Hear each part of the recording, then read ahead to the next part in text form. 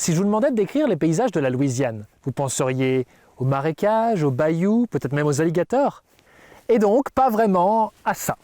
Et pourtant, il y a 217 ans, le 20 octobre 1803, le Sénat américain a ratifié l'achat de la Louisiane à la France et il y avait un petit peu d'Alberta là-dedans.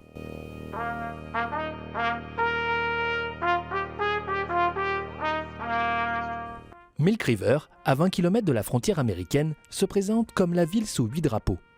La France, l'Espagne, la France, les États-Unis, Hudson Bay, le Canada et le Union Jack 1945 et le drapeau que nous avons aujourd'hui 1965. Un peu compliqué tout ça, reprenons au début. En fait, tout est une histoire de fleuve. En 1682, l'explorateur français René-Robert Cavelier de La Salle revendique le Mississippi, ses affluents et les terres qui s'y rattachent au nom du roi de France Louis XIV. Louis XIV, Louis, Louisiane, voilà comment tout a commencé. Mais alors quel est le rapport avec l'Alberta? Eh bien ce fleuve Mississippi, si vous le remontez, vous arriviez à la rivière Missouri. Et si vous remontez la rivière Missouri, vous arriviez à la rivière Milk. Nous étions donc ici, en Louisiane. Mais l'histoire n'en est pas restée là. Napoléon étant plutôt occupé avec ses conquêtes européennes, il décide de céder la Louisiane aux États-Unis pour 15 millions de dollars américains de l'époque, soit 453 millions de dollars canadiens d'aujourd'hui.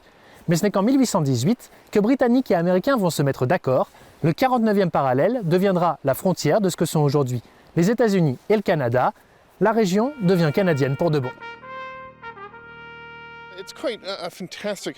C'est assez incroyable d'imaginer que ces terres ont été échangées pendant plusieurs centaines d'années entre des puissances européennes sans qu'aucun Européen ne soit jamais venu ici, explique-t-il. Aucun Européen ne vivait dans un rayon de plusieurs centaines, voire milliers de kilomètres d'ici à cette époque. En effet, Louis XIV n'a sûrement jamais imaginé qu'il était en quelque sorte le premier roi de l'Alberta et de la Saskatchewan. Ici Vincent Bonnet, Radio-Canada, Milk River.